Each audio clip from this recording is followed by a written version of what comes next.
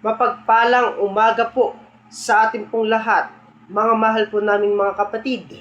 Tayo po'y muling mag-aaral ng mga salita ng ating pong Panginoong Diyos. At naway ito po ay maisabuhay ng bawat isa po sa atin at tunay po tayong sumunod sa Kanya pong kalooban. Kaya po ang ating pong pag-aaralan ay hindi na po iba sa ating pong pandinig, sapagkat ang ating pong pag-aaralan about ang Biblia. Gaano po yung kahalagahan ng Biblia sa tao? Bakit may Biblia? Yan po ang ating pong pag-aaralan, ang Biblia.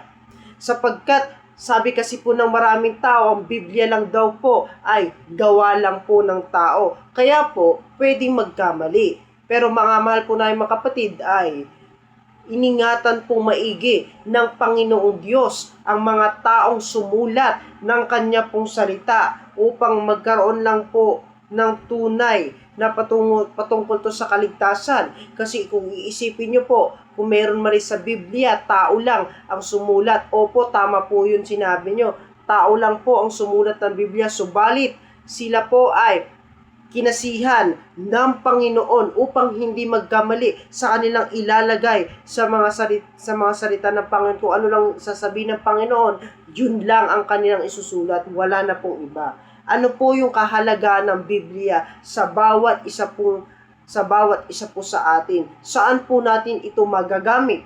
Yung Biblia po na ating pong sinasampalatayanan. Pakinggan niyo po ang sagot dito po sa aklat ng ikalawang Timoteo. Dito po sa ikalawang Timoteo sa 3:16, ang lahat ng mga kasulatan na kinasihan ng Diyos ay mapapakinabangan din naman sa pagtuturo, sa pagsansala, sa pagsuway, sa ikatututo na nasa katuwiran. Dito po makikita po natin mga mahal na kapatid, yung Biblia po, ang kahalagahan po nito o yung nais po na mapakinabangan po natin ay magagamit po natin ito sa pagtuturo, sa pagsansala at sa pagsaway, sa ikatututo na nasa katuwiran, sa makatwid. Mga mahal po naming mga kapatid, ay napakahalaga po sa bawat isa po sa atin, napakahalaga nung sinabi po ng Biblia na ito'y magagamit po natin sa pagtuturo, sa pagsansala. Ano po ba yung pagsansala? Yun po yung mga kapatid ay pagsansala sa katotohanan. Sabihin ay, di ba, ikaw yung nagsasabi ng katotohanan pero siya sinasanla niya, ay para bang iniiba niya yung salita na yung ipinahayag mo sa kanya na katotohanan, ayaw niyang tanggapin sapagkat sinasala niya yung paniniwala mo. Kaya po mga mahal po namin mga kapatid, ito pong Biblia, bagamat tao ang sumulat, subalit iningatan po ng maigi ng ating pong Panginoong Diyos. Pakinggan niyo po mga mahal po namin mga kapatid, dito po sa isa pang talata. Dito po sa awit, sa 12, mga talata naman po ay 6. Maliwanag na ganito po atin pong mababasa. Ang mga salita ng Panginoon ay mga dalisay na salita na gaya ng pilak na sinubok sa hurno sa lupa na makapitong dinalisay. Dito po makikita po natin na ang salita po ng Diyos ay dalisay. Ibig sabihin po mga mahal na kapatid, ang salita po ng Panginoong Diyos ay talagang mapapakinabangan po natin. Napakahalaga po sa bawat isa po sa atin na maunawaan niya sa kanyang sarili. Dito makikita po natin yung ating pong nagagawang masama o mabuti, sapagkat ang salita po ng ating Panginoong Diyos ay sa pamamagitan ng kanyang mga salita ay naihahatid po natin na napakaliwanag, napakatotoo at katotohanan ng kanyang mga salita. Kung tanong po natin,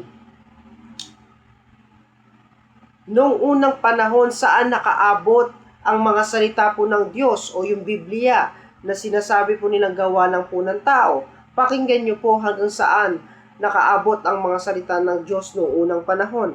Basahin po natin ang Hebreo 1:1 hanggang 2. Ang Diyos na nagsalita ng unang panahon sa ating mga magulang sa iba't ibang panahon, sa iba't ibang paraan sa pamamagitan ng mga propeta, ay nagsalita sa atin sa mga huling araw na ito sa pamamagitan ng kanyang anak na siyang itinalaga na tagapagmana ng lahat ng mga bagay na sa pamamagitan naman niya'y ginawa ang sanlibutan. Saan po nakaabot, mga mahal po namin kapatid, ng mga salita ng Diyos noong unang panahon? Sa iba't iba sa panahon ng ating mga magulang. Meron po kasi po tayong tatlong kapanahunan. Kapanahunan po ng mga magulang, panahon ng mga propeta, at yung tinatawag po ng Kristiyano o yung ng ating Panginoong Hesukristo. Mula kay Adan at Eva hanggang kay Propeta Moises. Yun po ay propeta ng mga magulang.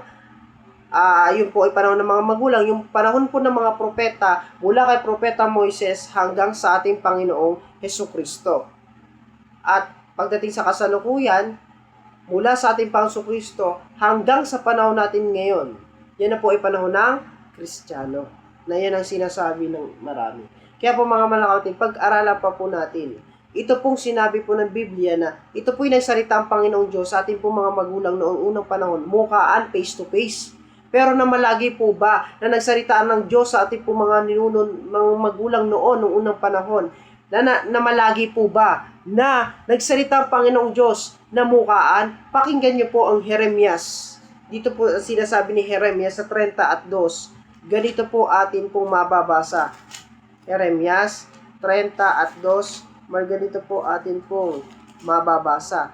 Ganito ang sinasalita ng Panginoon, ng Diyos ng Israel, na nagsasabi, iyong isulat sa isang aklat ang lahat ng mga salita na aking sinalita sa iyo. Sa makatuwid, ipinasulat kay Propeta Jeremias, isang tagasunod na pinili ng Panginoon, na hindi po na malagi yung pakikipag-usap ng Panginoon face to face, sa halip ipinasulat niya sa kanyang mga alagad o yung sinasabi niyong tao na sumulat mo ng Biblia. Pero ang tanong po natin, paano po pinaingatan ng Panginoon yung mga taong sumulat ng kanya pong mga salita? Pakinggan niyo po ang pangyayari dito po sa Apokalipsis. Ito po ay patungkol si Apostol Juan. Siya po kasi yung sumulat ng Book of Revelation. Pakinggan niyo po ang sagot, mga mahal po namin kapatid, kung paano iningatan ng ating Panginoon si Apostol Juan. Pakinggan niyo po ang sagot dito po sa Apokalipsis. Sa 10:4, ganito po atin pong mababasa. Apokalipsis 10:4, ganito po atin pong mababasa. At pagkaugong ng 7 kulog ay isusulat ko sana, at narinig ko ang isang tinig na mula sa langit na nagsasabi, tatakan mo ang mga bagay na sinilita ng 7 kulog at huwag mong isulat. Dito po makikita po natin, mga mahal na kapatid, na ito po ay patungkol kay Apostol Juan, sapagkat siya po yung sumulat ng Apokalipsis. Sa book of sa pahayag o Apokalipsis 10:4, ipinapakita po dito yung pagkaugong ng 7 kulog ay isusulat ko sana. Sa makatuwid, isusulat sana ni Apostol Juan yung napakinig, yung kanya pong narinig sa 7 kulog, isusulat po niya sana. Pero kung mapapansin niyo po yung ating pong binasa, ang sabi po, isusulat ko sana. Ang tanong po natin, na isulat na po ba ni Apostol Juan o hindi pa? Hindi pa po. Kasi ang pagkakabanggit, isusulat ko sana, hindi naman po yung nakalagay na isulat na. Sa makatuwid, isusulat ko sana. Sa makatuwid, hindi pa nasusulat. Bakit? Ano yung dahilan? Kung bakit hindi po sinulat ni Apostol Juan yung narinig niya sa 7 kulog, anong nangyari? At narinig ko ang isang tinig na mula sa langit. Sa makatuwid, meron pala siyang narinig mula sa langit. Yun po yung tinig na napakinggan niya. Yun po yung ating Panginoong Diyos. Ang sabi po sa ating pong binasa na nagsasabi, tatakan mo ang mga bagay na salita ng 7 kulog at wag mong isulat sa mga tuwid. Yung sinasabi ng Panginoong Diyos, yun lang po yung gagawin. Wala na pong iba. Kaya marahil po na ang tao lang po sumulat ng Biblia, opo, tatapatin ko po kayo, tao lang na ang sumulat ng Biblia. Subalit, iningatan po ito ng maigi ng Panginoong Diyos upang hindi magkamali sa kanilang pinaglalagay dito po sa Biblia. Kaya po napakahalaga po na ito ay maunawaan ng bawat isa po sa atin. Bakit? Ano po ba yung mga kahalagahan pa ng Biblia sa ating pong buhay? Pakinggan nyo pa po sa 2 Pedro. Mga talata naman po ay 1:21. Ganito po ang atin pong mababasa. 2 Pedro 1:21, ganito po ating mababasa. Sapagkat kaninong kalooban po mga mahal na kapatid, na yung kalooban na yung isinulat ng mga tao, yung po ba ay sa tao o sa Diyos? Pakinggan niyo po sa 2 Pedro 1:21.